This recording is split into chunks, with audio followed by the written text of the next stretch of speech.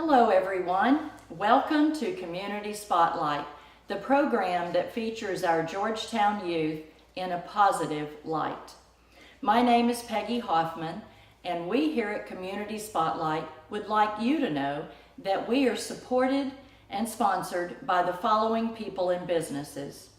Our major sponsors are Sierra Microwave Technology, Troy and Mary Rodriguez and Sierra Microwave, based in Georgetown, Texas, designs and manufactures microwave components for space, military, scientific, and commercial customers. Troy and Mary are big supporters of the Community Spotlight and our Georgetown youth. Next, we have City of Georgetown Utilities, dedicated service from the City of Georgetown's community-owned utilities. Jim Briggs and his staff are working for you and our community of Georgetown. Jim and community-owned utilities is very involved and financially supports the youth of our schools. First Texas Bank, Georgetown's only locally owned and operated full-service bank. Other banks have branches in Georgetown. First Texas Bank has roots.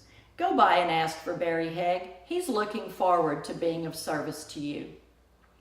Thank you to the above companies for their financial support every year to keep our Community Spotlight shining brightly for our youth. Next, we have our other sponsors, Regner Realty and Mr. Dale Hoffman, a local realtor serving your communities. Also, Pit Barbecue.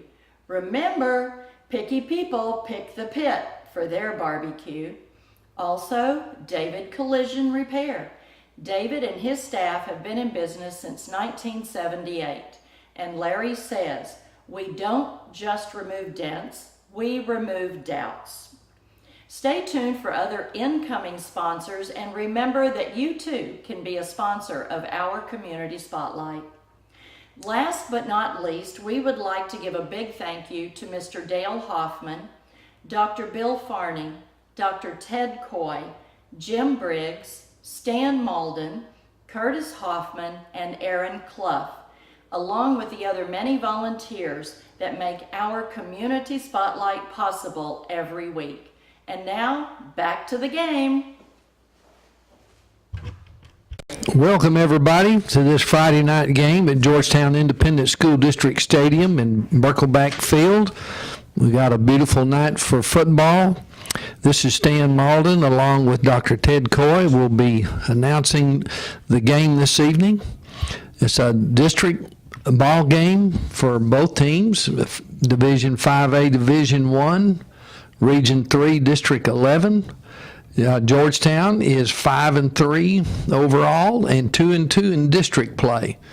And Rouse is 3-5 overall and 1-3 in district play.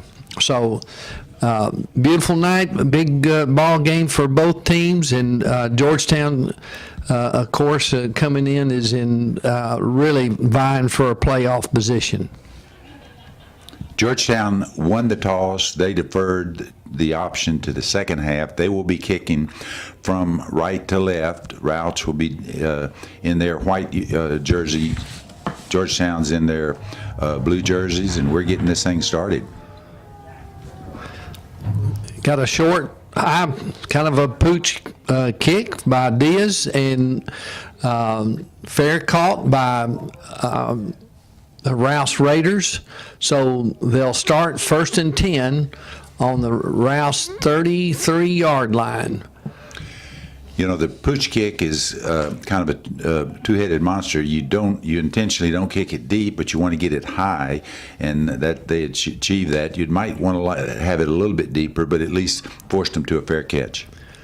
We got a tray set to the right, shotgun formation in the backfield. Like an outside sweep, looks like it very well played by the Georgetown defense. Jonathan Nishke making that tackle along with some others. Rouse coming into tonight's game like to run the ball. They are averaging 193 yards on the ground and 76 yards in the air. A little bit unusual for this day and time, particularly in high school football where they like to throw the ball around a lot. But they like to run the ball, or at least have been running it a little over 70% of the time and passing a little less than 30%. Brings up a 2nd and 8. We got a tray set to the left for Rouse. Looks like a decent gain for about 6 yards off the right side. That's going to bring up a 3rd and 2 for Rouse on their own 41-yard line. Tavian Tate, number 6, was the ball carrier. They like to put the ball in his hands. He's coming in tonight's game with 578 yards for the season, or 72-yard rushing per game. They got the tray set to the right, which means they got a tight end and 2 wide receivers outside of him.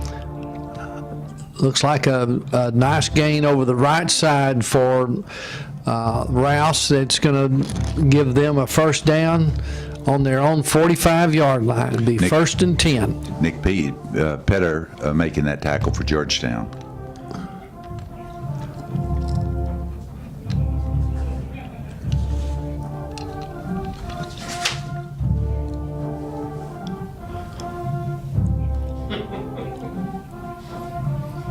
We have that same tray set to the left. Shotgun backfield. It's a handoff to the left side. It's like a well defense by Georgetown. There's a loss on that play. It's going to 3 yards. It's going to bring up a 2nd and 13 for Rouse on their own 42-yard line. Georgetown's Gade Leggett came up and turned that play back in, keeping Tate from getting it outside, and had his the pursuit helped get him down for that loss. And we've got a double set, twins to the right, tight end and flanker to the left, shotgun backfield. Just a quick toss to the left, well defended by the Eagles for a loss. Brandon Hargrove making that tackle for Georgetown. That's a design. Rouse likes to put the ball in the hands of number 6, and that play is designed to be just a quick pitch to get him to the outside using his speed. But Hargrove came up, made a very good read on that, came upfield to turn it in and make the stop. That'll bring a 3rd and 17 for the Rouse Raiders from their own 38-yard line. We got double twin set, shotgun backfield with a little bit of motion, like a play action pass, and looked like he was just trying to get rid of it. He was outside of the box. There really wasn't a receiver close, so that's going to bring up a 4th down and 17 for Rouse. Good decision to get rid of it, because it was going to be a big loss if he didn't throw it away. Yeah, Matt Anderson was on his tail real close and forced him to make that throw early. And the ball takes a Georgetown bounce. It's finally downed on the 35-yard line, so the first possession of the Eagles will start on their own 35-yard line. Coming in tonight's game, Georgetown, on the other hand, has a good mix. Throwing the ball about 51% of the time, running about 49%, unless you go by last week, and they ran the ball almost exclusively, 70% of the time running, 20%, 30% passing. 2 backs in the backfield, shotgun formation with the twins to the right. We've got it running right up the middle. And that's almost. That is Xavier Torres. He went through a huge hole in the middle of the line. That was great blocking by the offensive line and good hard run by Torres. Torres coming in tonight's game has 526 yards. He's averaging 65 yards per game, and certainly that adds to his total right there on that nice first carry. 1st and 10 from the Rouse 20-yard line. We got trips to the right, shotgun formation. Almost the same kind of run off the same left side of the Georgetown offensive line for good yardage. About an 8-yard gain's going to bring up a 2nd and 2.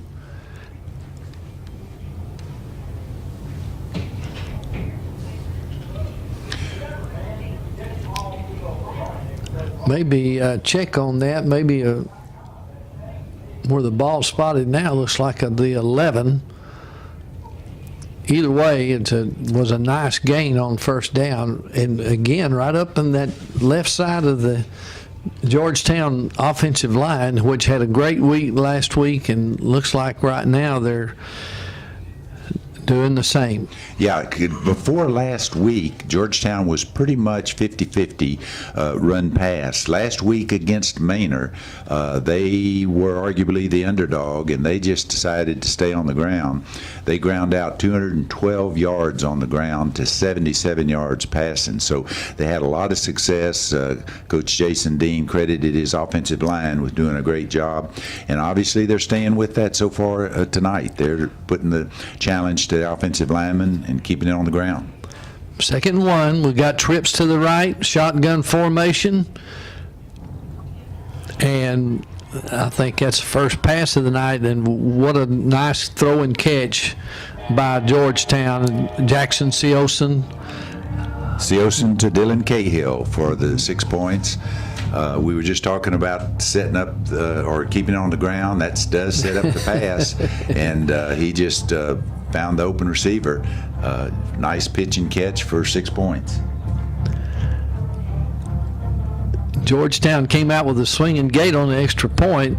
Rouse looked like they were having a little trouble lining up, but they did adjust, and so Georgetown's going to kick the extra point. Matt Diaz on the kick, right between the uprights. That was Jackson Seoson holding, and that is Alex Thiel that is the snapper on the extra point. You know, we don't mention those guys very much unless there is a problem, but so much work and timing and concentration is needed between those 3 players, the snapper, the holder, and the kicker. And you know, in order to get the kick off, the kicker actually has to be stepping toward the kick before the ball is even down. So that it's really a critical timing issue. And when they do it properly, it makes it look easy, and it's easy to minimize the importance of that phase of the kicking game. That was a beautiful, nice first drive by the Eagles to go up 7-0. Matt Diaz is set up for kicking off. Looks like the same kick as his original kickoff, and same result for Rouse, except maybe a yard or 2 shorter than what they were. So that'll be a 1st and 10 for Rouse on their own 31-yard line. 1st and 10. Matthew Garcia for Rouse making that fair catch on that pooch kick and scrimmaging they'll be scrimmaging at their own 31-yard line. We got a trip step set to the right with a shotgun backfield with motion back to the left. Got a run up the middle, and he met a brick wall. There's not much there. Tate, the ball carrier, once again, and as you said, ran into a brick wall, and that brick wall was Tyler Knowles, big fella, and he didn't budge. That'll be bring a 2nd and 8 for Rouse. They're on their 33-yard line. They got trips to the right with a shotgun backfield with a tight end on the backside. quick pass out to the right, quickly diagnosed and played. That number, is that 2017? Yeah, Taco Williams came in, What made a a nice play. read, came up and made that stop on Jack Wingard just as he caught the ball. Williams timed it so he was right in there. So it was well defended pass play. Good play by Taco Williams, and that's going to bring up a 3rd and 8 for the Rouse Raiders. The ball's on their 33-yard line. Trips to the right with motion back to the left. And a nice little play action pass by Rouse for a first down. And that'll give them a 1st and 10. That was a big play for them. Yeah, Jacob Huntley taking that Ethan Moore pass and moving for a first down. Good read, good route. Set that up, got him the first down.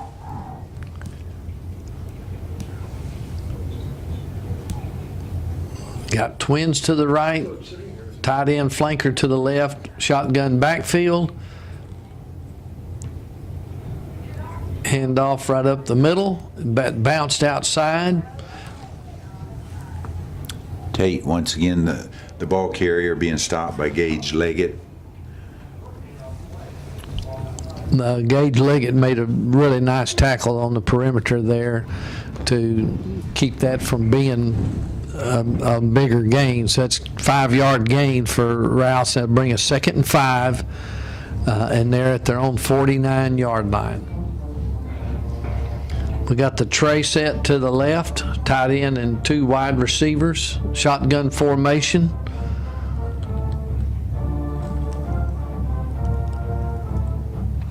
Once again, Tate taking the ball to the outside, being really hit and stopped by a host of the Georgetown Eagles.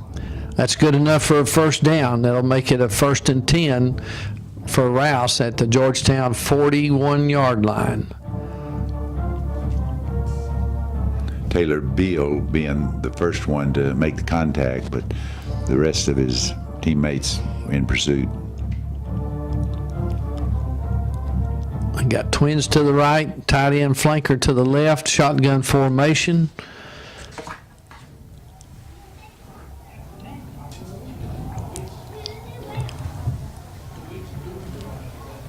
Intended for their receiver.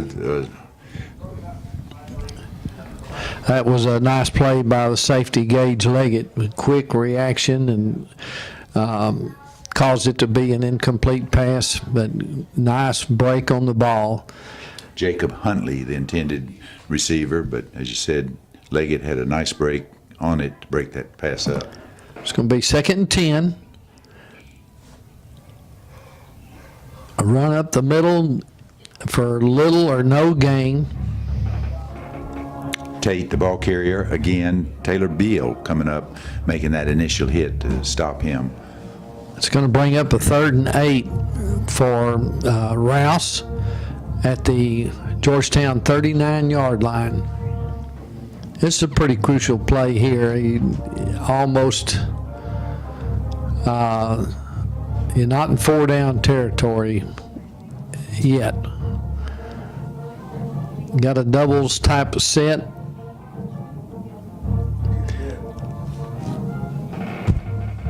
Jackson Wingard making that reception, being driven out very short of the first down, bringing up a 4th and 5. 4th and 5. As we were talking, I mentioned that it was probably not 4-down territory, but we'll see. They may elect to go for it. Yeah, it's kind of that in-between zone. They do have a very good field goal kicker.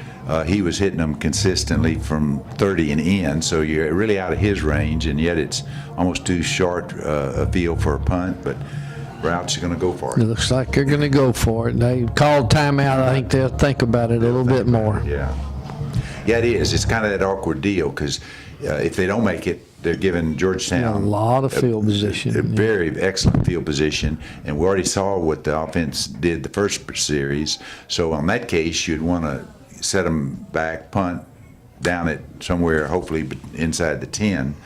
Yet on the other hand, 4th and 5, you got a chance to make the first down. So it's one that Coach Jason Mann and the staff called timeout. They're going to talk about it.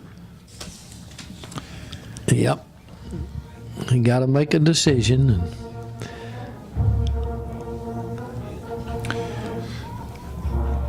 The other part of that decision is if you are going to go for it, what are you going to run?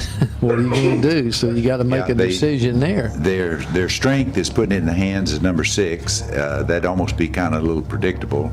Passing game is okay. They don't mind going to it. So we'll see what Coach Mann and his staff came up with. Strips to the right, shotgun formation.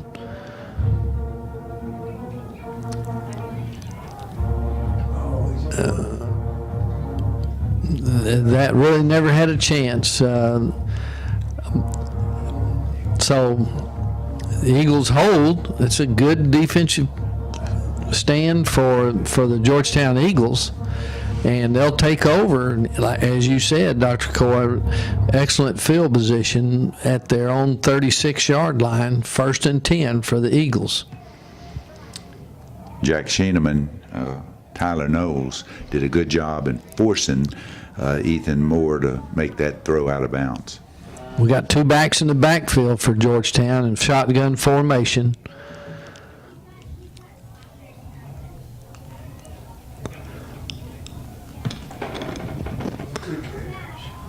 Good throw, good catch.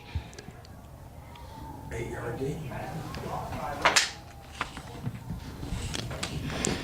Javante Roden on the catch, I believe. Javante Roden on the catch. Nice, quick rollout. And we've got, unfortunately, an injured Rouse player on the sideline. Well, that was a pass on 1st down. It was a safe pass. It was a sprint out pass to the left. And Seosin threw it nicely, and nice catch by Roden. And he got 8 yards, so it'll be a 2nd and 2 for the Eagles. Yeah, the opening series, they stayed on the ground all the way down, then put it in the air into the end zone. Now we're seeing Georgetown do what they have done pretty much all year, and that is they'll mix and match. They don't mind throwing or running in any situation. So it does put a lot of pressure on the defense and keeps them from making anticipation. Don't have a number of the Rouse player, but he's down on the Georgetown sideline now, being helped to his feet. Number 4. Connor Shields, the down Rouse player, and good to see him up, getting off to the other side on his own. Like he's a free safety for the Raiders, so they'll get somebody in for him, and it'll bring up again, be a 2nd and 2 for the Eagles after that 1st down pass. Another situation that Coach Jason Dean and the offensive staff like, a 2nd and short like this, you really can do anything. You can throw deep, you can throw short, you can run it, you can run up the middle, you can run wide. Just gives you a lot of options, and it does keep the defense from anticipating. A double twin set for the Eagles and shotgun formation in the backfield.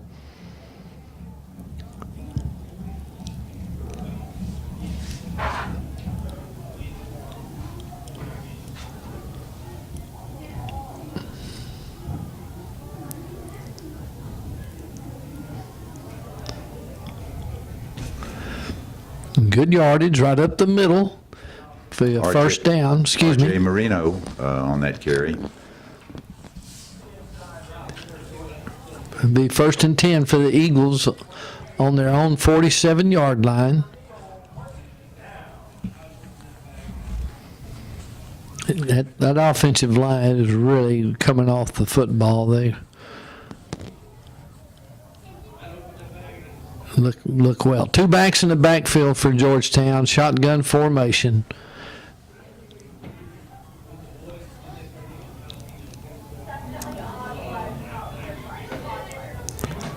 First down. Well, a lot of movement to the right. They were really heavy and to the right there with an outside kind of a sweep play. And Rouse made a pretty good play on it. There was a 2-yard gain. It's going to be 2nd and 8. Andrew Denyer taking that jet sweep and moving to the outside. We got trips to the left, shotgun formation.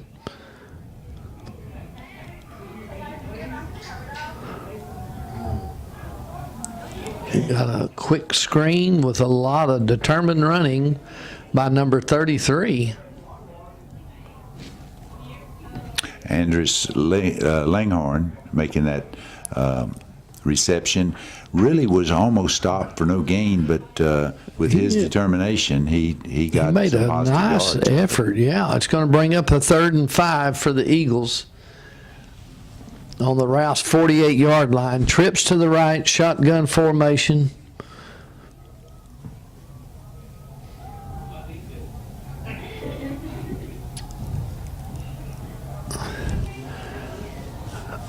Nice short pass out to the right, but it was a long pass because he threw it from this hash mark. But he put it on the money.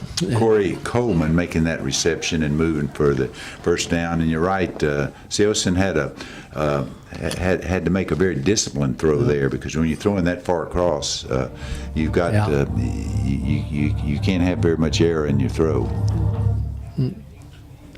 Looks like Rouse either had a timeout or No, I think we got an injured player off the field, though. He's off on the. Oh, I see that. Yeah, I hope he's all right. Outside of the margin marker. So that's a tough situation for Rouse, losing two key players on this same drive.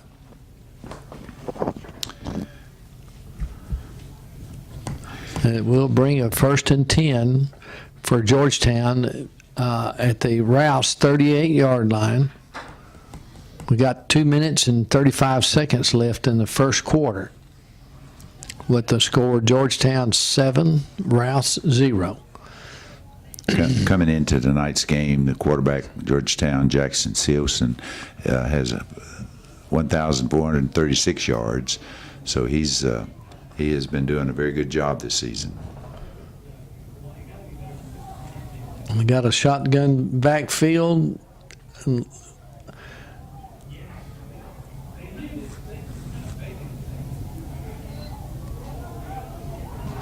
Torres running tough, running quick. He's got some quickness, and again, that Georgetown line is coming off the football in a good fashion. You know, it's a very effective combination, because like you're saying, Stanley, that offensive line is giving him an opening. He's really quick. He's not really big, but he's really quick. He gets in those little creases quickly, and literally is hard to find for the linemen and linebackers on defense to find him. We have no backs in the backfield other than the quarterback. Had trips to the left, twins to the right. Nice throw out to the left. Again, it was a long throw, but Seelson's got a very impressive, strong arm to throw those routes. First down and 10 on the Rouse 12-yard line. Isaiah Fillmore making that reception, moving for the first down for Georgetown. We got 2 backs in the backfield. We got a timeout on the field. Yeah, those kind of short routes out to the outside are really a long throw, but he really puts some muscle on it. It gets there. Yeah, he's making some really good reads too. He's watching his check down, watching the defensive coverage, and finding that open receiver. And first opening series, we saw Georgetown pretty much stay on the ground for that scoring drive. This one has been a mix. Defense certainly is not able to anticipate. They're doing a good job making the runs up the middle. Offensive line has given them, especially those creases that Torres has been getting into with his quickness and speed and getting some good positive yards. And then Seoson's been able to work the sidelines, as you're saying, Stanley, and short throws and letting them run for the extra yards. And then, of course, we saw him throw downfield for the touchdown. So they're really giving Rouse's defense a really balanced attack. We've got two backs in the backfield, shotgun formation. Torres again. Off tackle to the right for excellent yardage on first down. 9-yard gain, so it's going to be 2nd and 1 from the 3-yard line of Rouse.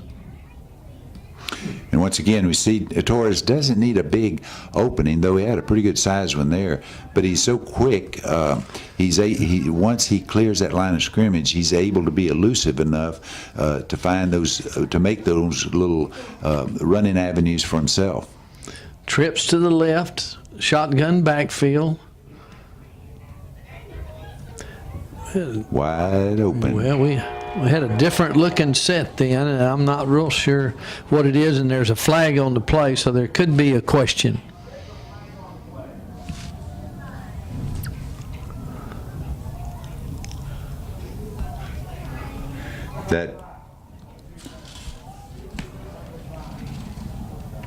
So offsides on the defense. Chris Martinez open in that wide open in that end zone. Seoson gave the threat of the run. Chris slips in behind. A good throw, a good catch, and it's a touchdown. It's like Diaz in to kick the football.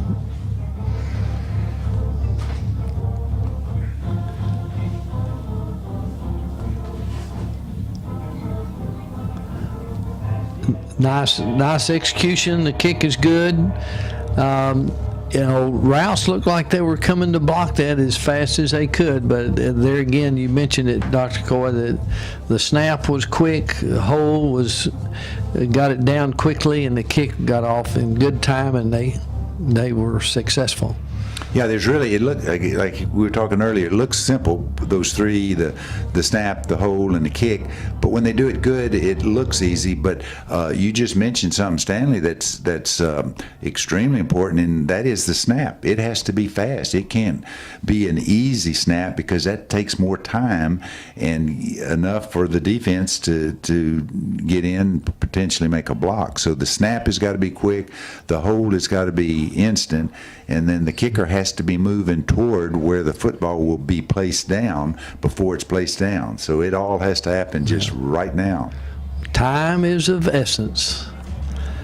Got Diaz here to kick off again. He's been kicking a high pooch to the right so far, so looks like he's doing the same. No fair catch.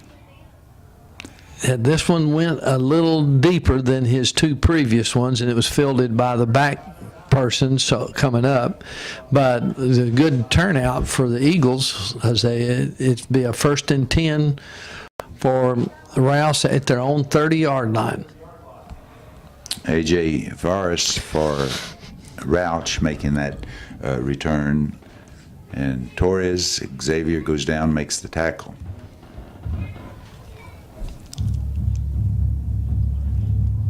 Shotgun backfield for the Rouse, and it's a keeper after a fake up the middle for good yardage.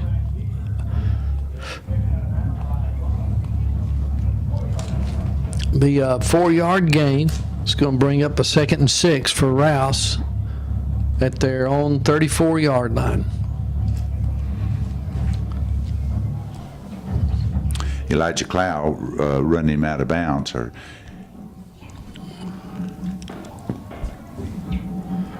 Got a tray set to the right, shotgun formation. That was a nifty little run. Looked like it was well defended by Georgetown, but he slipped a couple of tackles, and it's going to bring up a 3rd and 1 for Rouse at their own 39-yard line. I think they're going to let the quarter run out. It'll be into the first quarter. Georgetown 14, Rouse 0. We'll switch sides here, and Rouse will be facing a 3rd and 1 situation from their own 39-yard line. And as we anticipated coming into tonight's game, Rouse likes to run the ball, and they, on top of that, they try to put it in the hands of number 6. So that's their bread and butter. He's a good runner. He's elusive enough that he evades a lot of tackles, but you key on him, and you pretty much key in on a whole lot of their offense.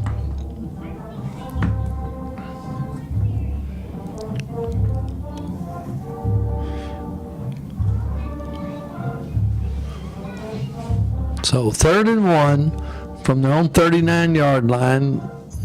We got twins to the left, flanker tight end set to the right, and we just got basically a quarterback sweep to the right. Unless that was a wildcat formation, but I think that was a quarterback. Yeah, moved them for the first down. Yeah, Ethan Moore, the quarterback, was just kept that for the first down yardage. So it'll be 1st and 10 for Rouse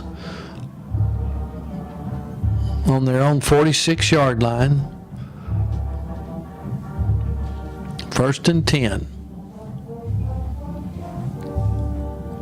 Got twins to the left, tight end flanker to the right, shotgun formation with some motion to the right, and a quick takedown by, is that Meyer? Mason Meyer, number 6 Meyer. for Georgetown, making that stop on Tate as he takes the handoff and really lost 2 yards on that. Meyer did a good job making his read, getting upfield, and breaking up that play. Be a 2nd and 12 for Rouse at their own 44-yard line.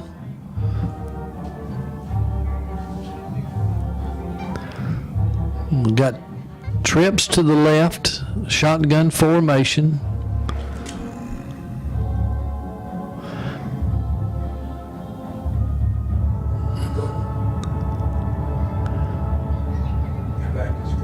There was a sprint out pass to the left, well contained by the Georgetown defense, and the quarterback reversed his field. He got a little room, but Georgetown reacted and was able to hold him for not much gain at all. It'll bring a 3rd and 10 for the Rouse Raiders. Taylor Beal, Jack Shauneman making that stop. A double twin set for Rouse, motion to the right, shotgun formation. Nice option play to the right, well executed by Rouse. Drew Henson taking that pitch from Moore and moving for some yards. It brings up a 4th. And it's going to be 4th and about 3 or 4. They were in this location last time they went for it, but I think they're going to punt it this time. And Moore is their punter, so he could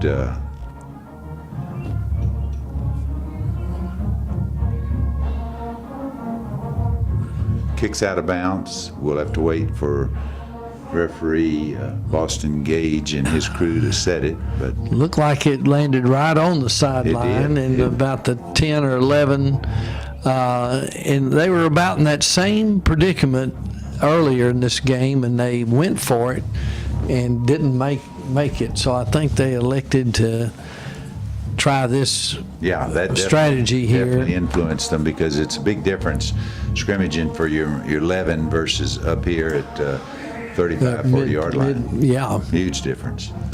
Trips to the left for the Georgetown Eagles on 1st down. Shotgun formation.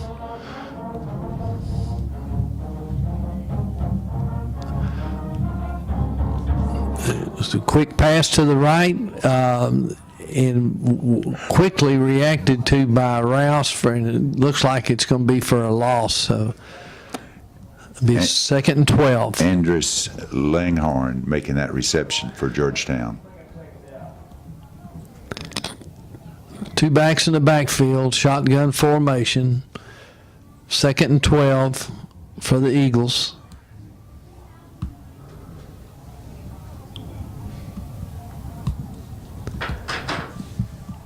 Handoff up the middle for a short gain.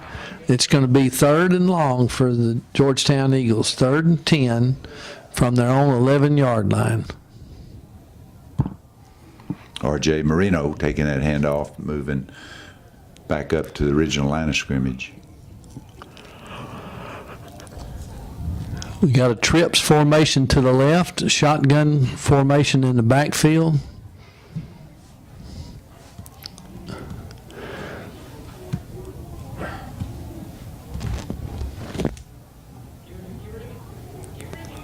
And he's almost broke free. Got evaded being sacked the first time. Good pressure from the Rouse Raiders on Seosin, and he almost slipped away back there, but they got him down, so it's going to bring up a 4th and about 12 for the Eagles at this point. So expecting a punt.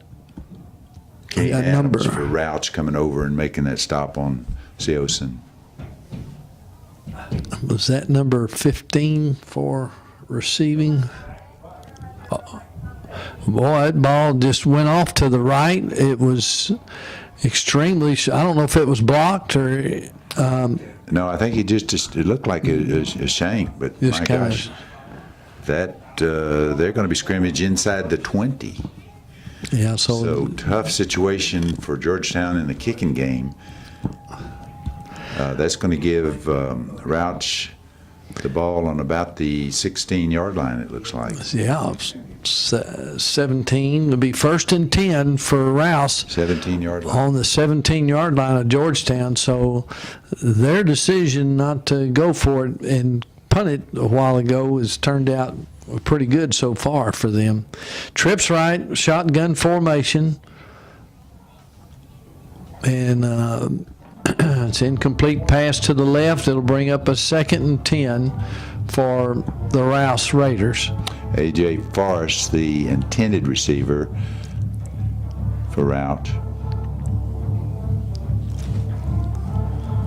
Really puts a challenge on the defense because they don't have any wiggle room here. They can't give Yeah. up any big play. Yeah, we know they're in 4-down territory now for sure. So trips to the right, shotgun formation. The sprint out pass to the right, well executed and complete for good yardage, probably about 9 yards. It'll bring a 3rd and 1 for the Raiders on the Georgetown 8-yard line. Jack Wingard making that reception for Rouse on that sprint out pass.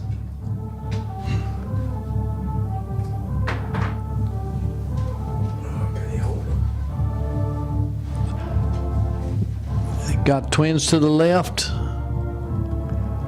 A run up the middle for 0. It was 3rd and 1. I don't believe they've made anything, so it's going to be 4th and 1. That's decision time for Rouse. Matt Anderson coming up and making that initial hit on Tate. I stand corrected. They got a 1st down on that. It'll be 1st and goal from the 7-yard line for the Rouse Raiders. Shotgun formation. And Moore keeps it for the touchdown.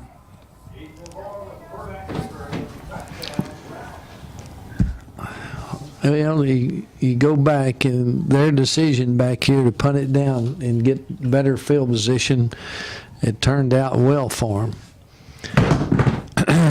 So that brings a score to 14 for Georgetown, 6 for the Raiders with the extra point try to come.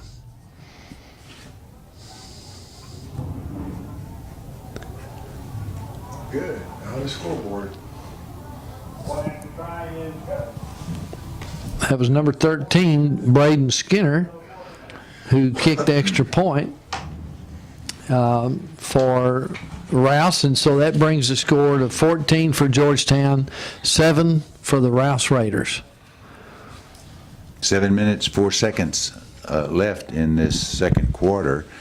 Certainly shows the value of the kicking game. Georgetown was pretty much in control, both on offense and defense. They had the shank punt, the short field for Rouse, and they have a touchdown. So now it's back to work. 14-7, still anybody's game.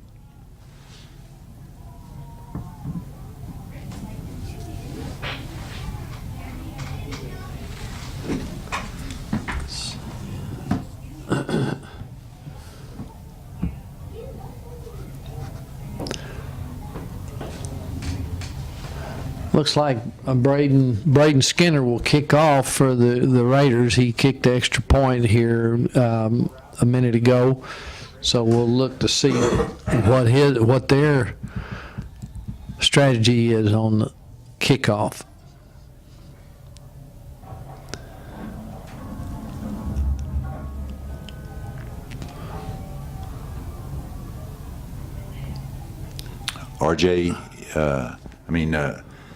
Xavier Torres coming up, fielding that punt on the run, which is really a dangerous thing for a low kick like that. But Rouse made the stop, but Georgetown's going to have excellent field position. Was that Torres that returned that? It was. Yeah. He was moving, heading south here. Yeah, and he caught on the Immediately. run. He did. That's a dangerous kick return. Got two backs in the backfield with motion. Off tackle play to the right for good yardage.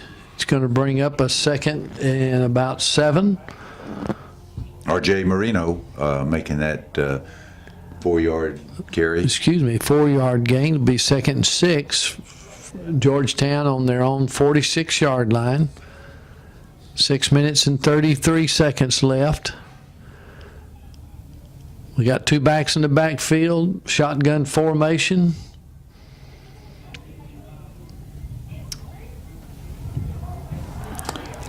Nice little seam route. It was a nice play action fake and pass.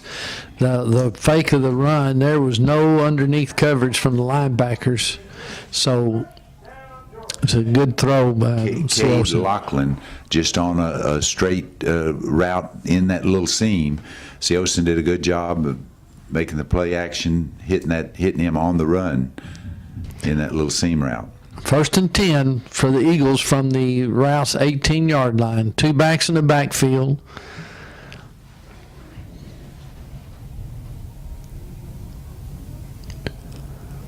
Look at that. Oh, it's just a bruising run there. R.J. Marino showed a whole lot on that one run. He evaded one, had a nice opening, slipped by out of one tackle and literally ran over the defensive back and moved it on down. And unfortunately, the defensive back is going to have to leave the field. Hopefully, he'll be back. But a very tough run and a very productive run by R.J. Marino. Be a 1st and goal for the Eagles on the Rouse 3-yard line.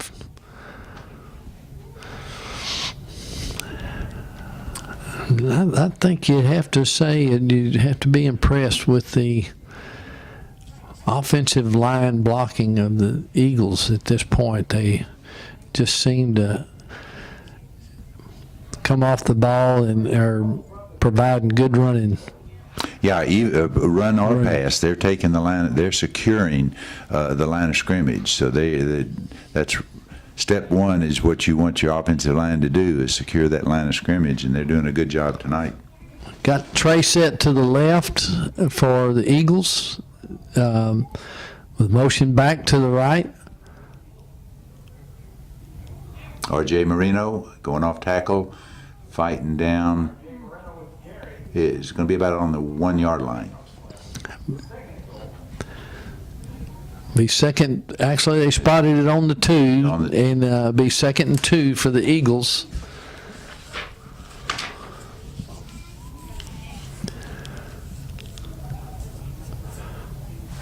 Shotgun backfield for the Eagles.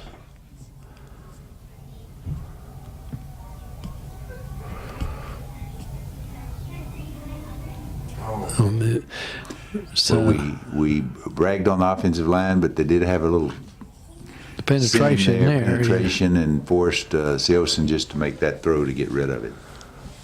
That's going to bring a 3rd and 2 for the Eagles here.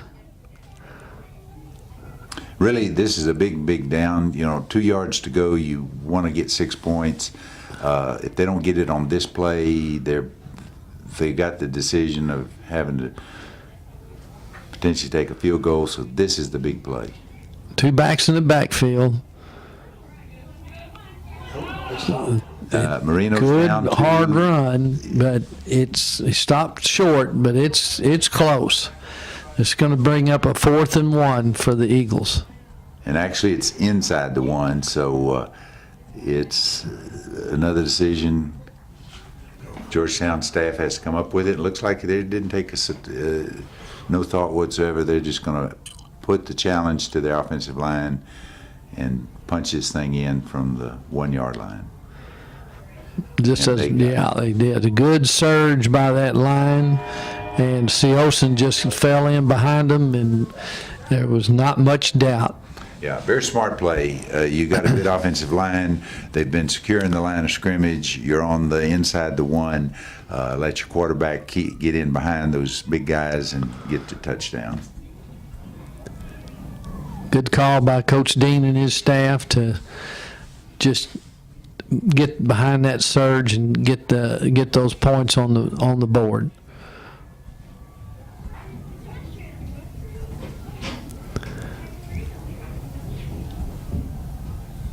This kick was off to the left.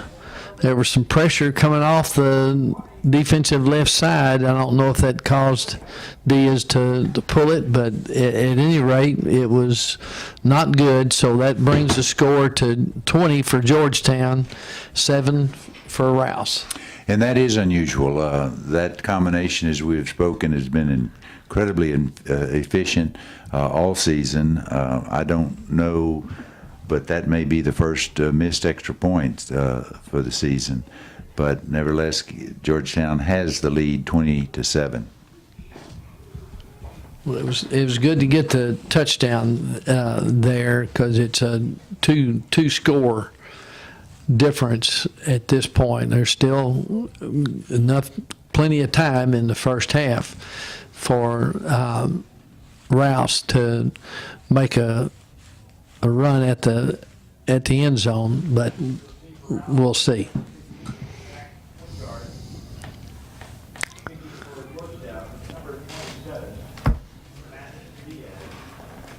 Rouse has 4 receivers back for the pooch kick. A good kick by Diaz. Yeah, Matthew Garcia making that fair catch, and that's different than the last time. Diaz was able to get the ball high enough and forced Garcia to make the fair catch and scrimmaging on about the 31 yard line. Pooch kick is a trade-off. You give, if you kick into the end zone and it comes out to the 25, or in this case they did the pooch kick and they gave him 6 yards but didn't risk a return. Tray set to the right, shotgun formation, good yardage up the middle for Tate, and that'll bring up a 2nd and about 5. Gage Leggett coming in and knocking the feet out of Tate to make that stop.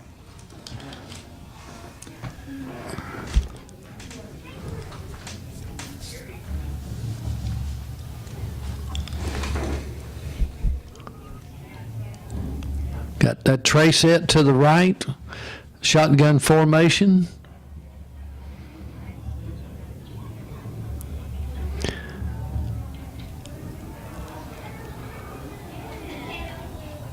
Play action fake. Matt Anderson coming in and making the stop, but not as he was going down. Moore got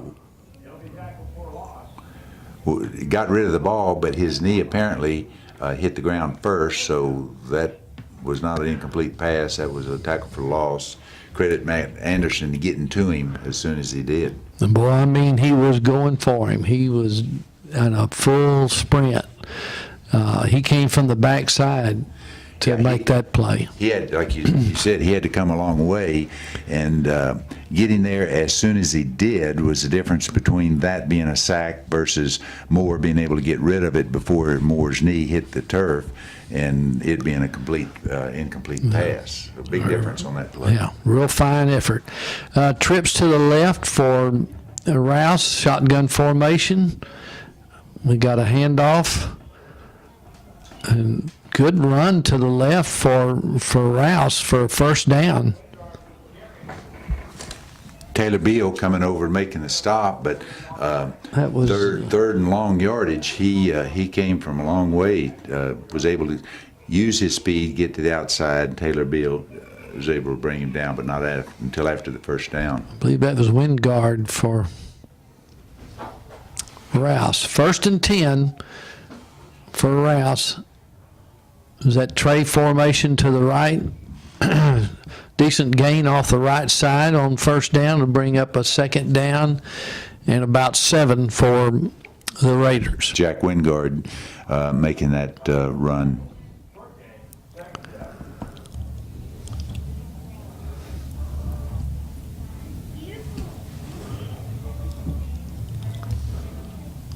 Clock's run with 1 minute and 20 seconds left.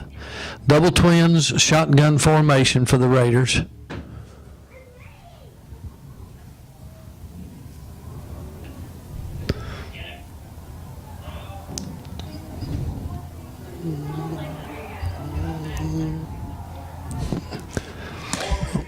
Tried to reverse his field, but unable to. Again, Beal making the initial contact to bring him down. Timeout. Georgetown calls timeout. It's going to bring up a 3rd and 7 for Rouse. With 59 seconds left in the first half.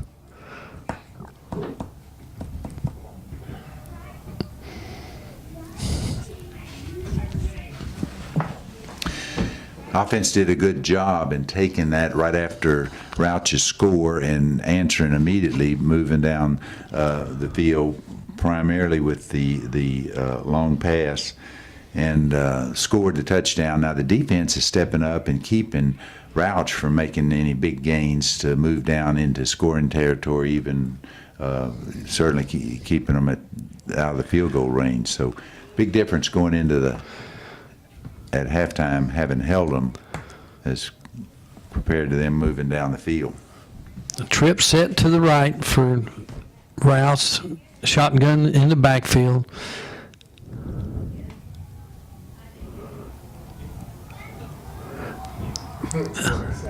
Blitz came in, took him out of this the pass. That's going to bring up a 4th down for the Raiders. And Georgetown calls timeout again. Looks like they're wanting to get the ball and maybe make another effort to get some more points. Yeah, 52 seconds left, forcing Rouch to punt in this 4th and long situation. That would give the offense some time to work with. You know, there is absolutely no wind at all tonight, so there's no advantage as far as the wind goes, and it's a very nice temperature, so it's a very nice night for football. It is, especially when you think back to the opening season games, first part of the season, where it was 90 degrees and that artificial surface was probably well over 100 at game time. And here we've got upper 60s and a really comfortable night. Rouse is in punt formation. Ethan Moore, their quarterback, is their punter.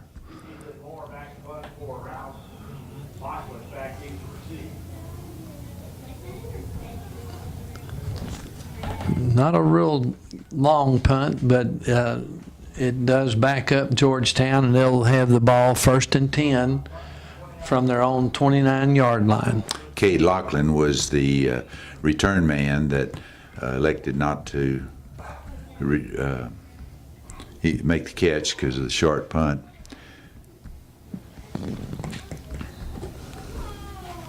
There's 43 seconds left in the half, so we'll see how Georgetown uses this opportunity. No backs in the backfield other than the quarterback. Trips to the right and twins to the left. Quick outside right. Complete. He was fighting to get out of bounds, but he couldn't make it, so the clock's still running. Corey Coleman making that reception, and Rouse did a good job of not letting him get out to keep the clock running. Double twin set, shotgun formation. There's that strong arm throwing to the left again and outside and right on the money. So Cade Lachlan on that reception. Be a 1st and 10 for the Eagles. You got double twins, shotgun formation.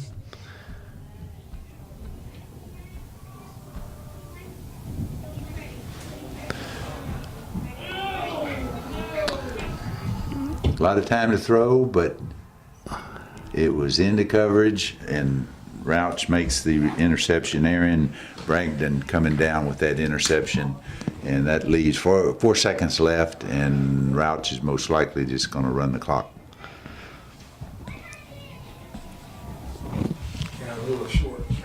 Yeah, well defended by Rouse in that situation, and did give it an opportunity.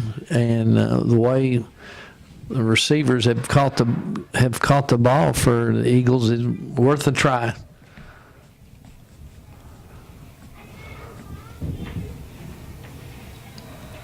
Well,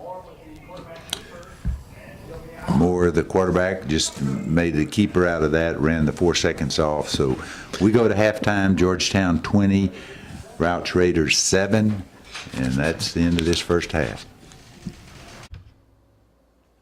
Hello everyone. Welcome to Community Spotlight, the program that features our Georgetown youth in a positive light.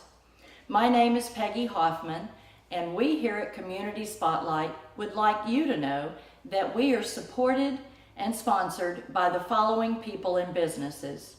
Our major sponsors are Sierra Microwave Technology, Troy and Mary Rodriguez and Sierra Microwave, based in Georgetown, Texas, designs and manufactures microwave components for space, military, scientific, and commercial customers. Troy and Mary are big supporters of the Community Spotlight and our Georgetown youth. Next, we have City of Georgetown Utilities, dedicated service from the City of Georgetown's community-owned utilities. Jim Briggs and his staff are working for you and our community of Georgetown.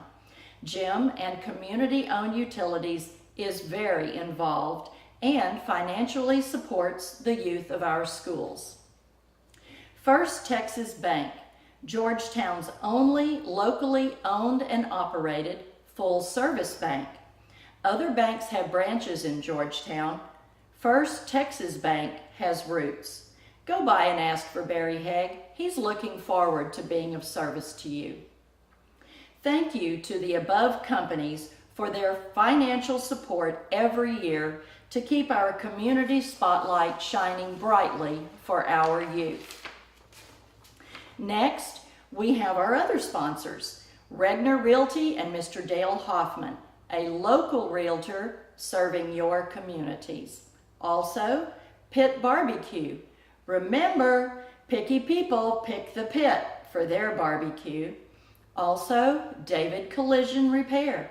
David and his staff have been in business since 1978, and Larry says, we don't just remove dents, we remove doubts. Stay tuned for other incoming sponsors, and remember that you too can be a sponsor of our Community Spotlight. Last but not least, we would like to give a big thank you to Mr. Dale Hoffman, Dr. Bill Farney, Dr. Ted Coy, Jim Briggs, Stan Malden, Curtis Hoffman, and Aaron Clough, along with the other many volunteers that make our Community Spotlight possible every week. And now, back to the game. Welcome back for the second half of this district ball game with the score Georgetown 20, Rouse 7.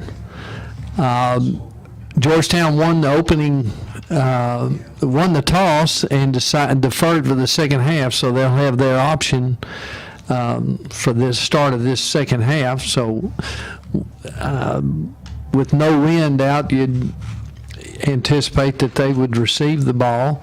So we'll see what they do, and we're about to begin the second half. A few first half statistics that were provided by Galen Welnicki. The big thing that jumps out is that there were no penalties in the first half. Neither team had a penalty. That is highly unusual. As far as stats, the total offense, Rouse had 31 snaps for 78 yards.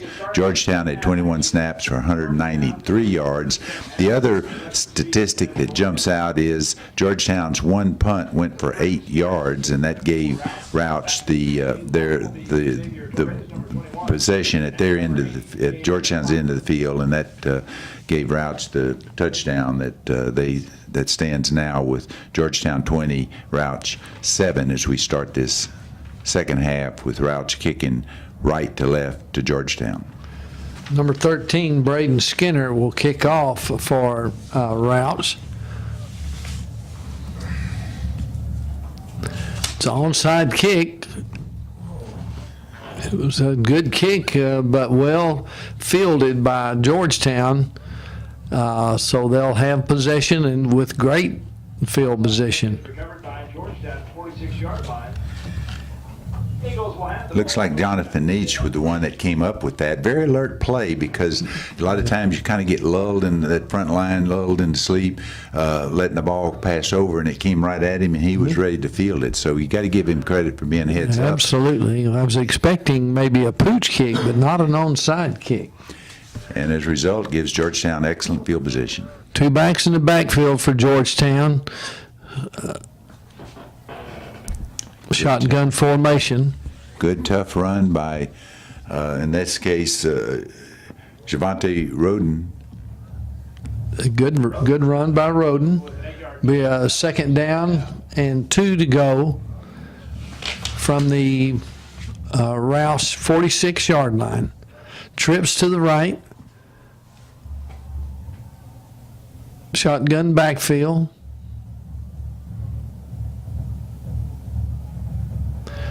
This looks like just kind of a quarterback off to the left, kind of a quarterback sweep for no gain. It'll maybe a loss of a yard. It'll be 3rd and 3 for the Eagles. It's like Torres is coming in to the ball game.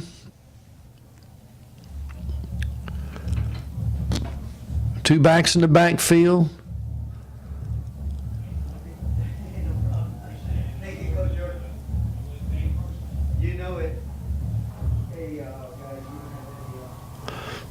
It's going to be close for the first down. Torres, the ball carrier, moving for that first down. That was a critical play, because if they didn't make that first down, they're in a very awkward position. They're so far out that it would be too much of a risk to go for it, yet it's the short field to be punted into. So first down solves that. No backs in the backfield. We got trips to the right, twins to the left, motion back to the left.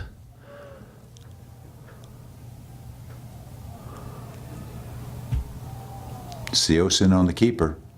Josin with the quarterback. Sprint out pass to the right, and normally there's an option to throw and or run. And in that case, he elected to run. He got a nice gain, so to bring up 2nd and 3 for the Eagles at the Rouse 36-yard line.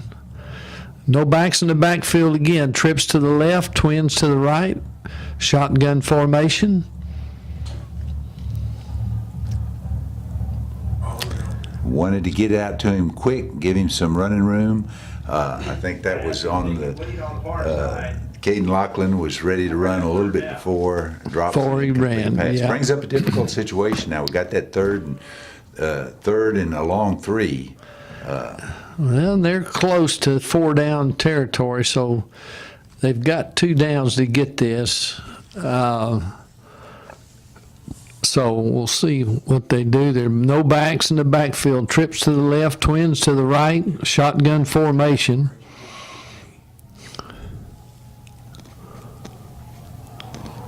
Oh, well defended by Rouse. It was one of those long throws to the left, and the Rouse defensive back really broke on the ball well. That was Isaiah Cash making that break, as you said. Caden Lachlan, the intended receiver. 4th down. It looks like the Eagles are going to go for it. They got double twins, shotgun formation.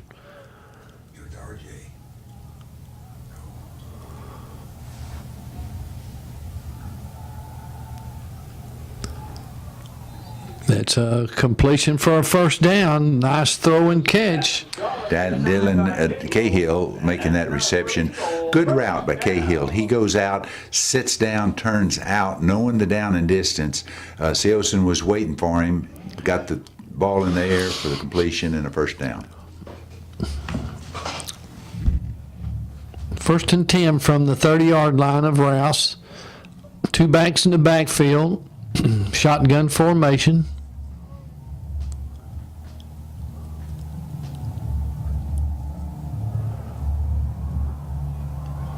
Oh, kind of a jet sweep to the left for a great run and gain. Andrew Denyer on that jet sweep, got to the outside, got an opening, turned up field, showed his speeds, got good speed, moved up, had that the turf tripped him up. Otherwise, that would have been 6 points, but it was a very good play, good run by Denyer. 1st and 10, trips to the right for Georgetown with shotgun backfield.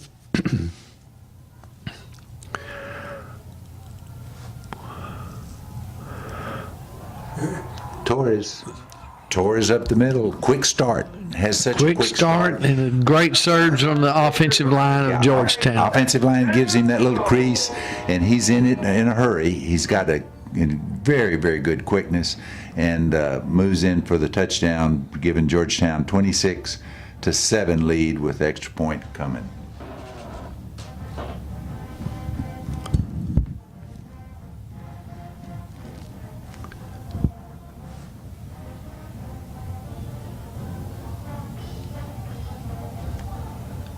Point after try is up. That was a good kick and brings the score 27 for Georgetown, 7 for Rouse. That was important first drive there from this second half. Resulted in a touchdown. They kind of had to work for it, but there were some 4th down plays that they were able to turn over, and so it took some time off the clock as well.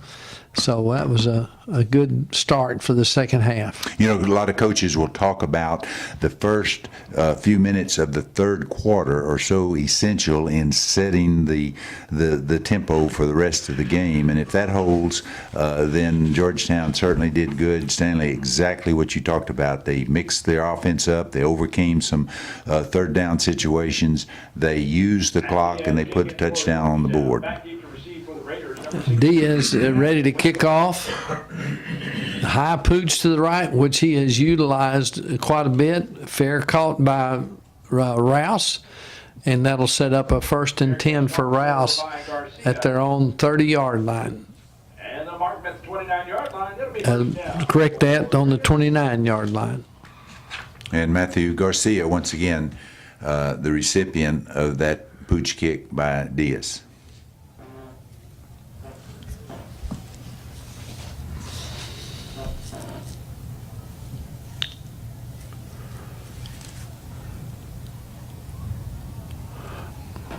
Rouse comes out with double twins. Handoff off to the right side for no gain, maybe a loss of a yard.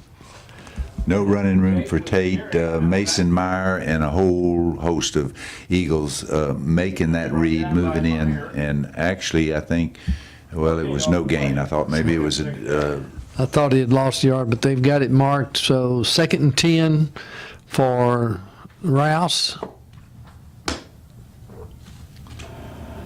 They've got a tray set to the right, tight end, and 2 wide outs to the right. Just an out-and-out quarterback sweep to the right for one of the first flags, maybe the first flag of the night. It is. 7 minutes, 45 seconds into the third quarter before the first flag is thrown. Taylor Beal forced Ethan Moore out, and we'll wait for Boston Gage, the referee's signal. Foul. Dead ball. They hit out of bounds on the defense. I saw that. 15-yard penalty. First down. You're pushing too much. It's a big momentum swing for the Rouse Raiders. Not only did he get a nice run and a first down, they got 15 yards added to it. So it brings a 1st and 10 from the Georgetown 44-yard line. And it's one of the few times that Rouse in this game has driven from their end of the field into Georgetown's end of the field. Got double twins, shotgun formation.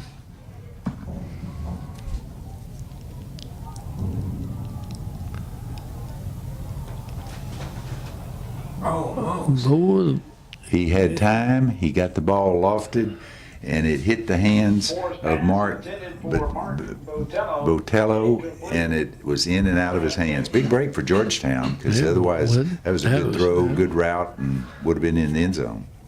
he had a lot of time to throw the ball, and he made a good throw. He just didn't connect. So what that results in is a no gain and a 2nd and 10. Double twins formation for Rouse. Shotgun formation with some motion back to the right. Work for keeper. First down. So keeper off the fake of the dive for a first down with a quarterback keep. Quarterback keeper. There's a flag on the play. We've had 2 flags all in this half and just right after another. Got a legal block in the back on offense. This is going against Rouse, so we'll bring it back this way.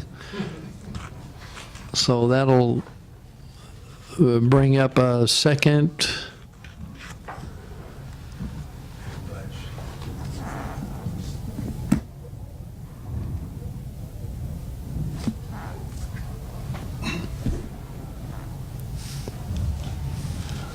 Second and about 12 for Rouse on the 46-yard line of Georgetown. Double twins, shotgun formation.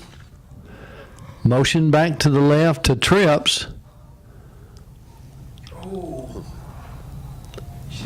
Intended receiver was Jack Wingard, but just out of reach. Bring it third down. Catchable, but bounced off his hands. And that'll bring up a 3rd and 12 for Rouse. 7 minutes and 27 seconds left in the third quarter.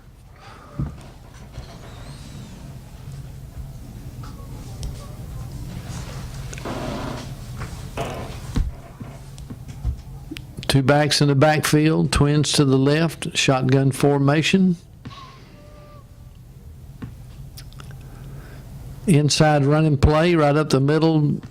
That'll bring up a fourth and about 9 or 10, about 10 for the Raiders. Jack Wingard, the ball carrier for Rouse.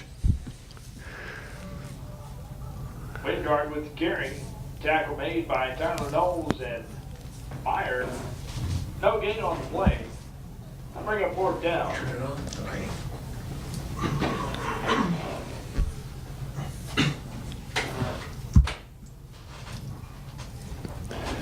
Trips to the left, shotgun formation, fourth down, 10 yards to go.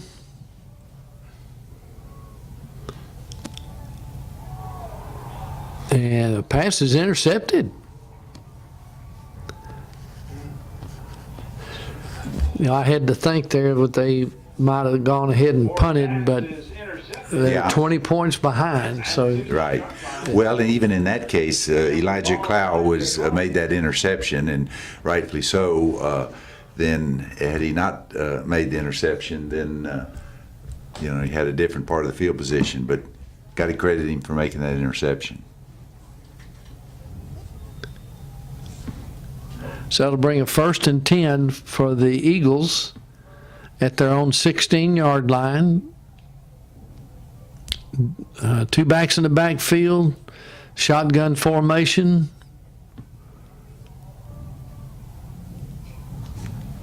I think that's Roden. Javante Roden, the ball carrier, making that nice gain. Roden out of the backfield with the carry. Tackle made Good by yardage. McCoy. Bring up a 2nd and 3 for the Eagles on their own 22-yard line.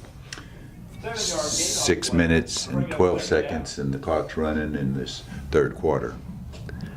Two backs in the backfield, twins to the right with the shotgun formation.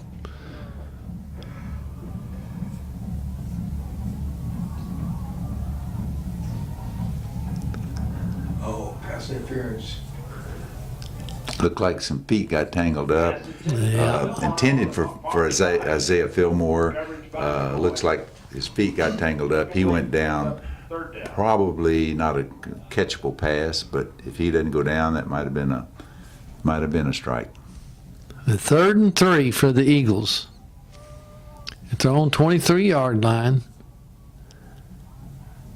Double twins formation, shotgun in the backfield.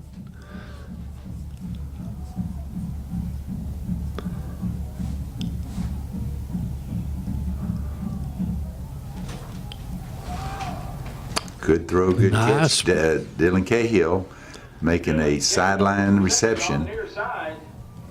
There is a flag on the play. Nice sprint out pass. On the defense. Yeah. First down.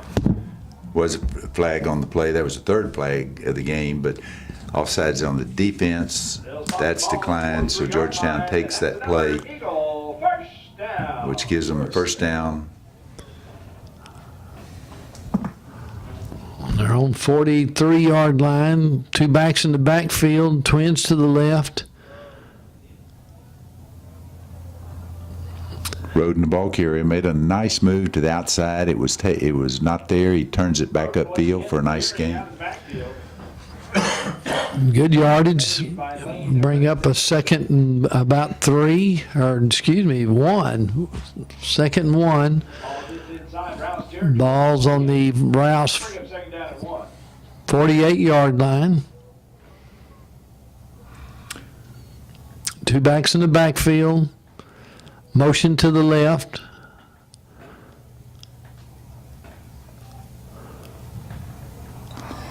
Almost a broken play. He's turned it into a touchdown run. Well, that was quite a run by Sometimes things go Jackson. your way. It was really kind of a broken play. Rouse had good penetration. Silson changes direction. He finds an opening, and it's 6 points. It looked like Seosin was reading that. The end was coming down hard, and he went for the back, and Jackson pulled it out. Right. And made a great run for a touchdown. Extra point attempt is coming. It's up.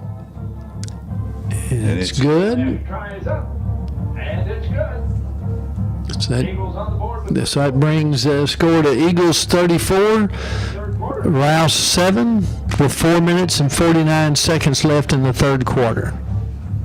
And again, we see Georgetown taking the possession, mixing the run, mixing the pass. The offensive line doing an excellent job securing the line of scrimmage.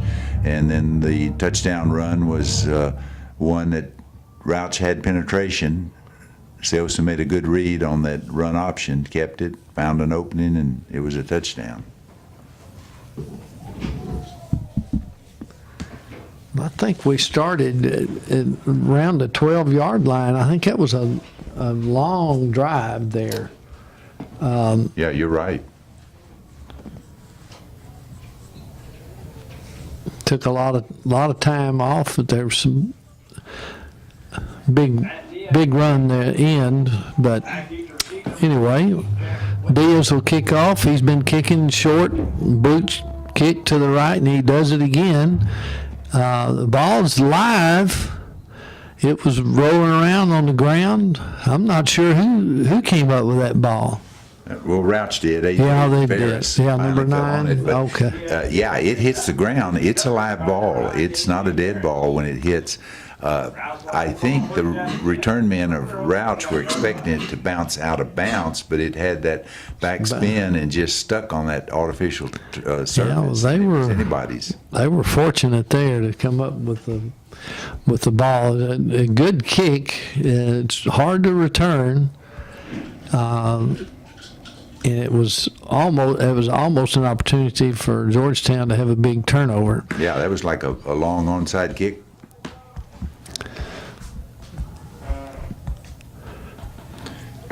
Tate, again, the ball carrier. Good yardage up the middle. Bring up a second and about 5 for the Rouse Raiders from their own 34-yard line.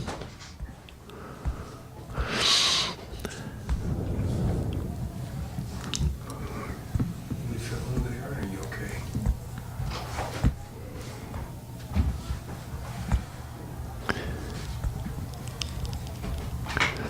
Got doubles on both sides. Run right up the middle. Diaz, Good yardage. he'll be tackled at 47. That's enough for a Rouse first down. First and 10 for the Raiders on their own 46-yard line. 3 minutes and 40 seconds left in the third quarter.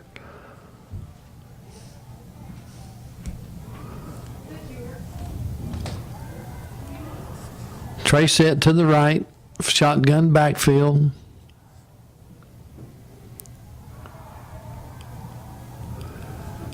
Wingard with carry over the right side. He'll be tackled at the line of scrimmage. No gain on the play. That'll bring up second down.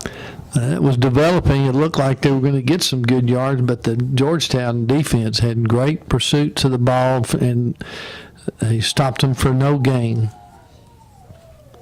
Second and 10. Nick Petter came up very quickly and stopped that Ethan Moore run. Twins to the left, tight end flanker to the right, shotgun formation.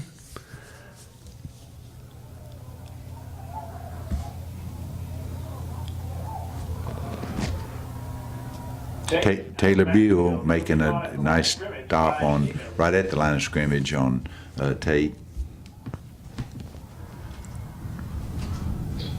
Was that Taylor Bell? Bill? Taylor Beal, right? Yeah. Came up. Nice play.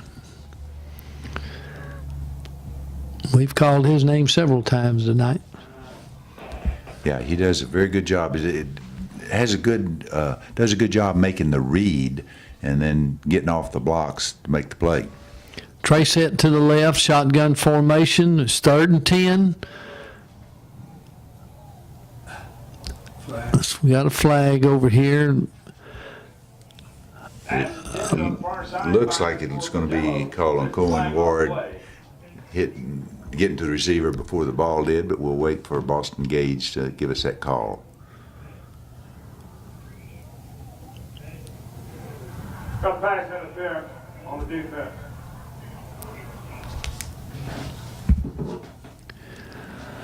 That'll give them a first down. It'll be 1st and 10 from the Georgetown 44-yard line.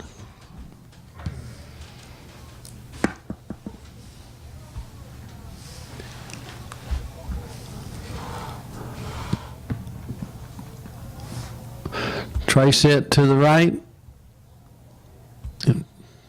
Off tackle run. Nick Petter again making that stop on number 6, Tavian Tate. 5-yard gain on the play. That'll bring up second down. 2nd and 5 for the Raiders on the Georgetown 39-yard line. Minute and 25 seconds left in this third quarter. Twins to the left, tight end flanker set to the right, shotgun formation. Ooh, it was a play action pass that was thrown pretty well, and they could have connected on that, but they unable to hold on to the ball. Jack Wingard, the intended receiver, was on just a straight go route. I don't know who would have stopped him before he got to the end zone, so big break for the Eagles that he dropped the ball. It was an incomplete pass. Stops the clock at 1 minute and 14 seconds left in this third quarter. Georgetown has a 34-7 lead over Rouse. Twins left, tight end flanker to the right, shotgun formation on this 3rd and 5. Just a quarterback sweep to the right. Looks like that's enough yardage for the first down. Quarterback keeper. And Nick Petter driving him out of bounds, but On the far side. as you said, not before he makes the first down. New set of downs. That'll be enough for the Rouse first down. Ball spotted at the Eagle 34-yard line. So 1st and 10 at the Eagle 34-yard line.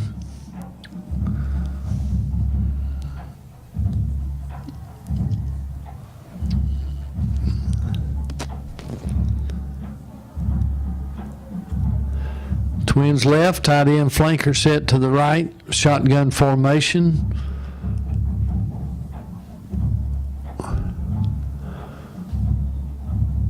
Pass is caught by Wingard on the near side. Play action pass. Nate McMillan making that stop for Georgetown on that Jack Wintard reception. Bring up second down. Good play by McMillan there. Nice tackle. It's going to bring up a 2nd and 2 for Rouse at the Georgetown 26-yard line.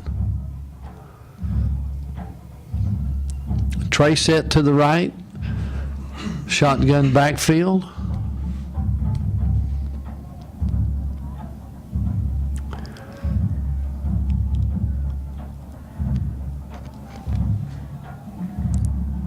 Pass intended for number 9 in the end zone. That's A.J. Ferris. I actually had 2 receivers converging on it, so that brought all the defenders in, so there was a crowd that he was thrown into, but it fell incomplete. That'll bring a 3rd and 2 up for the Raiders at the Georgetown 26-yard line. They got twins to the right, tight end and flanker set to the left with the shotgun formation.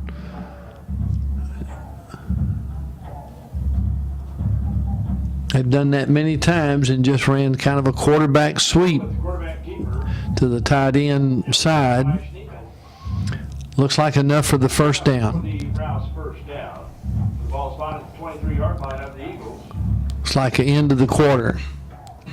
So that'll bring the end of the third quarter with the score Georgetown 34, Rouse Raiders 7. This is the most sustained drive that Rouse has had. Again, they mix the run and the pass, primarily dependent on the run, but fourth, third and short, they pretty much go with the quarterback keeper, gotten the first downs.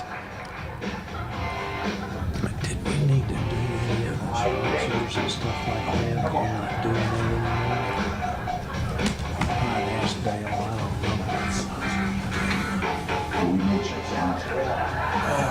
Yeah, okay. Okay. Yeah. I am that bad. Just First Texas Bank, Sierra Microwave. Okay, got it. First Texas Bank, Sierra Microwave, and Georgetown. don't know. Okay. There's three of them. First Texas Bank. And what else? Sierra? Sierra Microwave, City of Georgetown. Okay. I want to quickly mention the sponsors here for our program, Community Spotlight, City of Georgetown, First Texas Bank, and Sierra Microwave.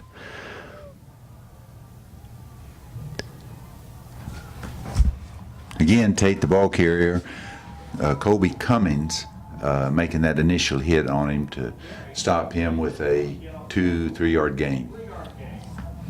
That'll bring us 2nd and 7 for Rouse. The ball on the Georgetown 20-yard line.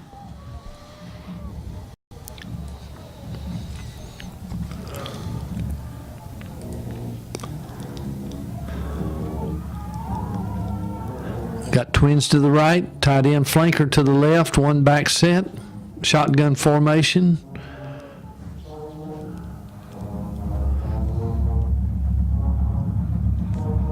Nice run, nice yardage up the middle for first down. Colby Cummings making the initial hit on Tavian Tate. Okay, be sure to come out and support your Eagle boys back. 11 minutes remaining in this fourth quarter.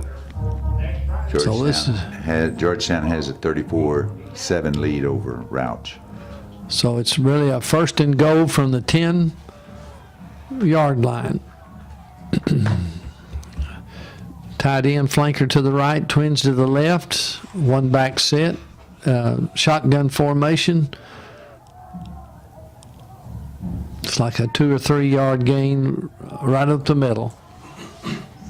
And a number of Georgetown Eagles stopping. Taylor Knowles, one of the big men, making it first contact on him. 2nd and 7.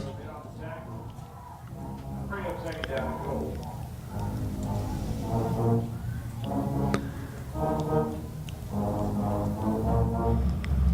Tight end and flanker set to the right, twins to the left, shotgun formation. Good speed. And Mason Meyer makes good penetration and actually is throwing Ethan Moore for a loss. And unfortunately, we've got Ethan Moore's down on the carpet. Hate to see that. He's had a great effort tonight. Yes, he has. And Mason got up so quick to contain that, there was just no chance for the quarterback there on the quarterback sweep to the right. We just hope he's okay, but well played by Meyer on that defensive left end position. Yeah, he came back. He came up virtually untouched, and really, unfortunately, Moore was not ready for him. And hopefully, as you say, he's really had a tremendous effort. He and Tate have had a tremendous effort during this game tonight.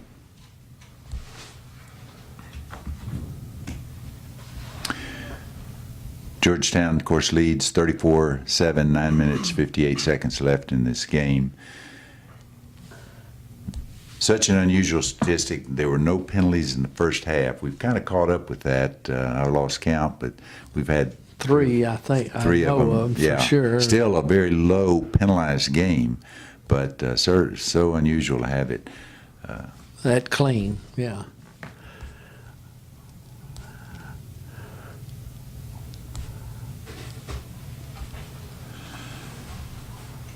Training staff attending to Ethan Moore. He's a senior, listed at 6'2", 195 pounds, working on his leg, and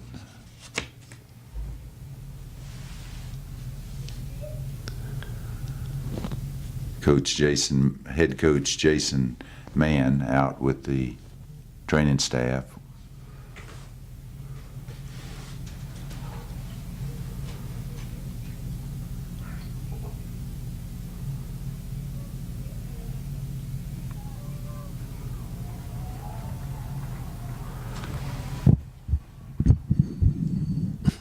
I don't know if he's going to be able to return tonight. Looks like either a knee or an ankle. Yeah, they were working on his leg, and he's being helped off. Never like to see an injury, and especially when it's somebody that's worked as hard as he has during this game tonight.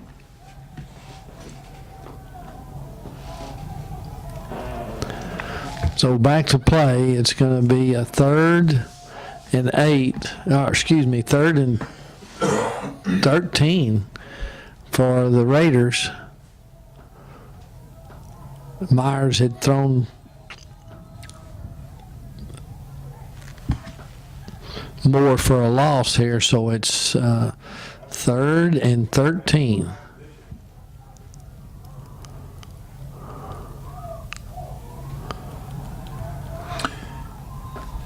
And Jack Wingard steps in as a quarterback. He's actually run the offense from the Wildcat position, so this is not a totally new situation for him. He moves for a nice game there, nice gain there, bringing up 4th down on about the 4th and 7. Yeah. So you know, with the score of the game, they're going to need to go for it. So we got tight end flanker set to the left, twins to the right. Wingert in the shotgun formation. And he's going to be stopped short.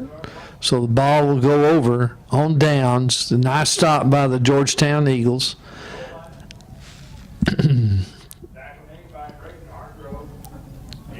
Brandon Hartgrove making that initial hit. There was good pursuit by the Eagles to make that stop. Offense will take over on their own 3-yard line, leading 34-7.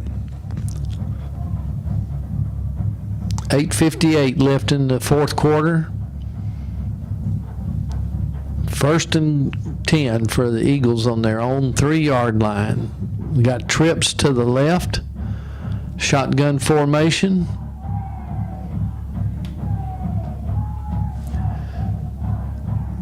Nice yardage off the right side. Torres, the ball carrier, number 21, got him out away from the goal line, but really a nice game, bringing up a 2nd and 4. 2nd and 4.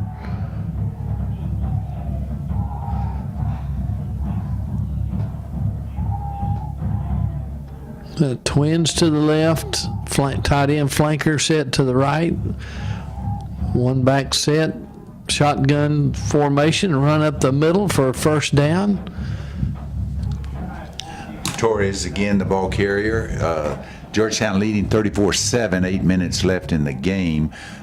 Georgetown's big goal right now is to run out the clock, take care of the clock, make 1st downs to keep possession of the ball, and that was a perfect, a good start for him. Perfect couple of plays to move the ball, get off the goal line, and make a 1st down.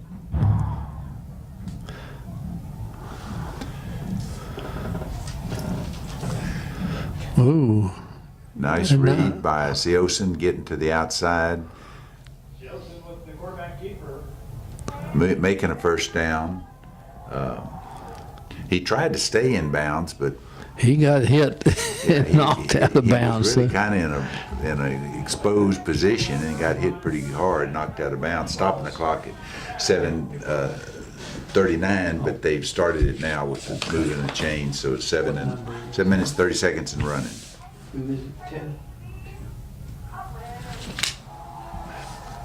Got a new quarterback, Ramos, in number 10 at quarterback. If you want to. Oops, excuse me. 1 yard loss off the play. I'll bring it 2nd down. Be 2nd and 11 for the Eagles.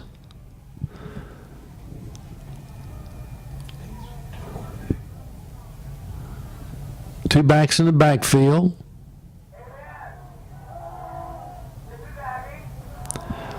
Whoa, nice run. That was Javante Roden. Javante Roden with a handoff from quarterback Jacob Ramos in at quarterback. A good run by Roden. There'll be a 1st and 10 for the Eagles at their own 40-yard line. Two backs in the backfield. Shotgun formation.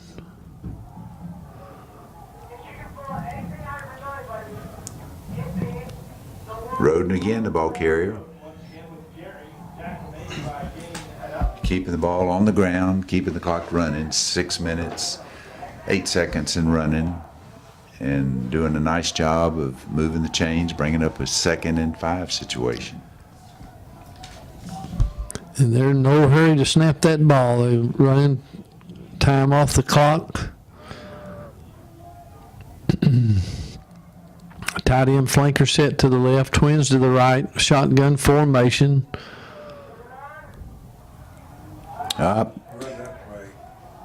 Good experience for the new quarterback, zone read. Thought he had something to the outside. It wasn't there, but lost back, bringing up a 3rd and very long situation.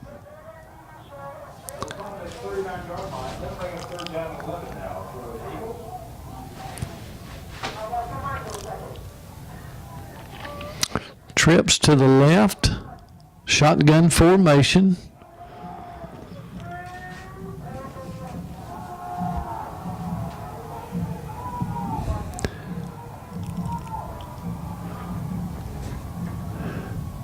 So that's going to play went for a couple of yard loss. It'll bring up a 4th down and 13 for the Eagles at their own 37-yard line. So 4 minutes and 40 seconds clock is running. Georgetown's going to have to punt.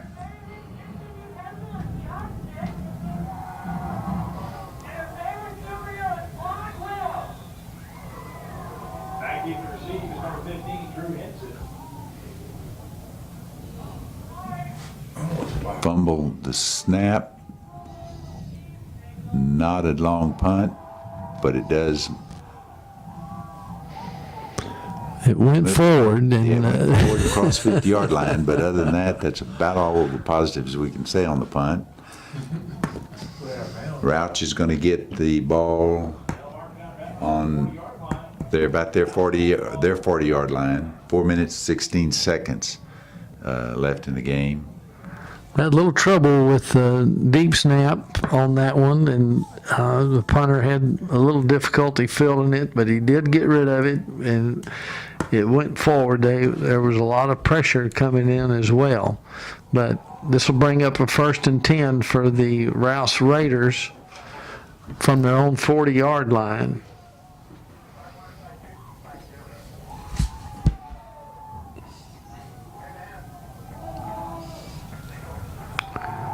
Jack Wingard got outside, got in that little crease, and had a very positive gain down into Georgetown's territory on about their Georgetown 30-yard line. Made a good fake on the inside run, then pulled it out and got on the edge, and he made a nice run. His 1st down for the Raiders on the Georgetown 30-yard line. And was able to get out of bounds, so it stopped the clock at 4 minutes and 8 seconds left.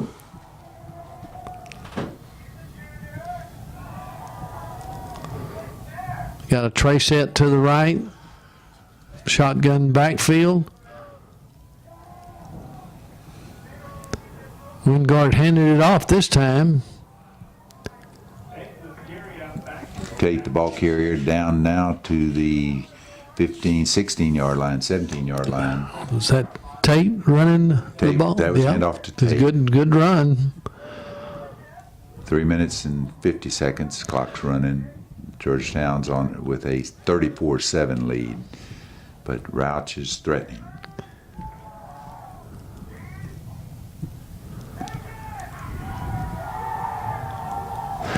Trey set to the left, shotgun backfield. Motion back to the right. It's got another keeper by Wingard. Made a nice, good faking by the Rouse backfield. And Wingard just brought it on out and got down to the 5. It's first and goal from the 5-yard line. Nate McMillan for Georgetown moving up and making that stop. Wingard has a lot of speed and a lot of elusive moves. He's tough for them to get a beat on him. Trey set to the left, shotgun formation. That's just a quarterback sweep with Wingard. Got 3 yards or so. We bring up a second and goal from the Georgetown. Let me see where they're spotting at. The 2-yard line, I believe. Yeah. Trey Smith coming over and making that stop.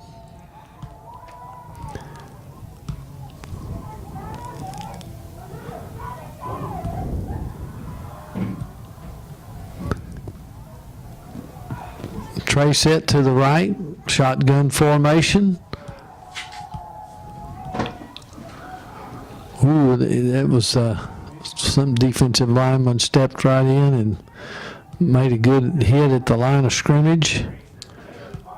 Yeah, Mason Meyer. Mason Meyer, they ran into a solid wall there. Mason Meyer's a big kid, but he's got good movement. He's got quick feet, and he's gets rid of his block very well. And as we saw there, stepped up, made the stop, keeping him out of the end zone. It'll bring a third down and 2 yards to go. Trey set to the right. And tough running, and it looks like It is he touchdown. crossed Is a- into the goal line, so it's a Rouse touchdown, 13-34 with extra point to come. Good hard run right up the middle for the touchdown. It brings the score to 34 for Georgetown, 13 for the Raiders with the extra point attempt to come.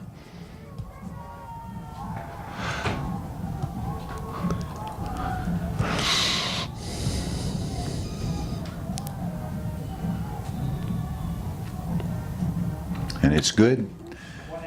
14 for the Raiders. Eagles 34. Minute and 56 seconds left in the game. That was Braden Skinner on the extra point kick. Has been kicking off here in this game, so we'll see what he's already had one onside kick. We may see it again. Yeah, you would think this would be the time that they will come up with that onside kick, but minute and 56 seconds, just under 2 minutes left in this game, so they can't afford. Georgetown first down is going to pretty much ice the game, so they would. Onside kick would be high. A very high possibility.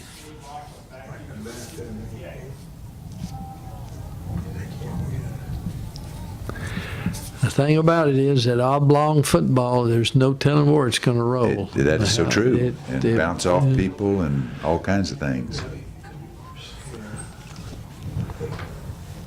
A lot of the kickers have really developed a good way to kick those where it's very difficult to field.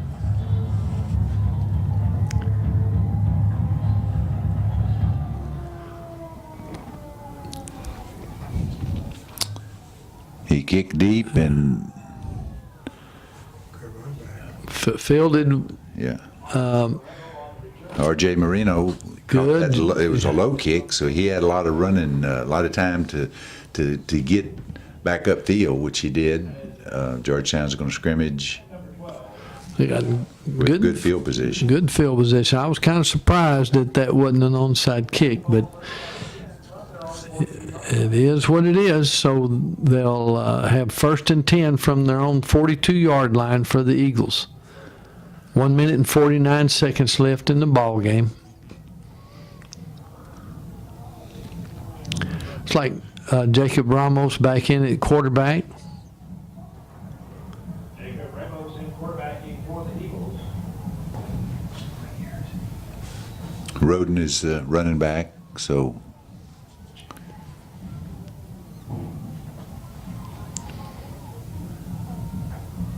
Handoff goes to Roden. not much running room, but at least they snapped the ball and got the clock running, minute 40 seconds. Ball side 40-yard line. Bring up second down. And Georgetown will be working this play clock. It's at 25 seconds and running, so there'll be right at a minute left in the game when they snap the ball.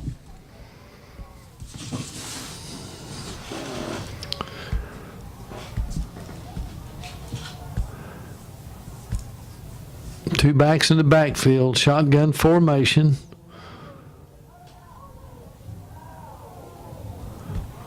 Roden right up the middle, spun off to get maybe a yard. And it's going to be 3rd and 10 for the Eagles. The clock is running. This will bring Georgetown's district record to 3-2 going into next week's game. Georgetown's final regular season is scheduled game is at Pflugerville Connolly. That'll be next week.